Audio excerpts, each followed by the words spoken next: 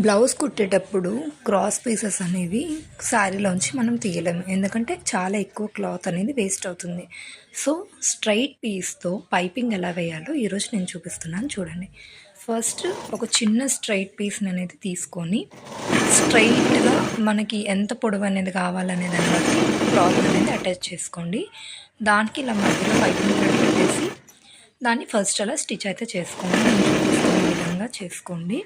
చేసుకున్న తర్వాత lining piece అయితే తీసుకోండి. ముందుగా లైనింగ్ పీస్ పైన ఏదైతే మనం పైపింగ్ స్టిచ్ చేసుకున్నామో దాన్ని దీనిపైన పెట్టి ఒక స్టిచ్ అయితే వేసేసుకోండి.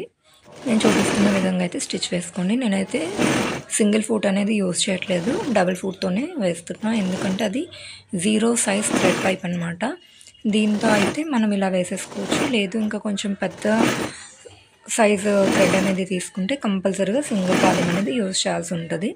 దీనికైతే సింగిల్ ఫుట్ అవసరం లేదనమాట. సో ఇలా కట్ చేసేసుకున్న తర్వాత దీన్ని అయితే ఒరిజినల్ క్లాత్ పైన పెట్టి స్టిచ్ చేసుకోవాలి. చూడండి, ఒరిజినల్ పైకి ఉండాలి. లైనింగ్ అనేది ఇలా బ్యాక్ సైడ్ అనేది వేసుకొని రెండింటిని స్టిచ్ చేసుకోవాలన్నమాట. సేమ్ మనం ఎక్కడైతే పైపింగ్ అటాచ్ చేస్తామో ఆ పైపింగ్ పక్క నుంచి ఈ స్టిచ్ అనేది వేసుకోవాలి. కొంచెం కూడా గ్యాప్ ఇవ్వకండి, గ్యాప్ ఇస్తే మళ్ళీ అటు సైడ్ ఆ క్లాత్ అనేది కనిపిస్తుంది అనమాట. సో గ్యాప్ ఇవ్వకుండా నీట్గా అలాంటి మన పక్కనే ఎడ్జ్లో స్టిచ్ వేసుకోండి. స్టిచ్ వేసుకున్న తర్వాత ఎక్స్ట్రా క్లాత్ అంతా కూడా ఇలా కట్ చేసేసుకోండి. కట్ చేసుకున్న తర్వాత చిన్న కాట్లు అనేవి పెట్టుకోండి. స్టిచ్ వరకే పెట్టండి, స్టిచ్ పైన కట్ చేసేస్తే ఇంకా బ్లౌజ్ పోయినట్టేనండి. సో జాగ్రత్తగా కట్ చేసుకోండి. అలా కాట్లు పెట్టడం వల్ల ఏంటంటే స్ట్రైట్ పైపింగ్ కాబట్టి ఈజీగా తిరిగేస్తుంది అనమాట రౌండ్.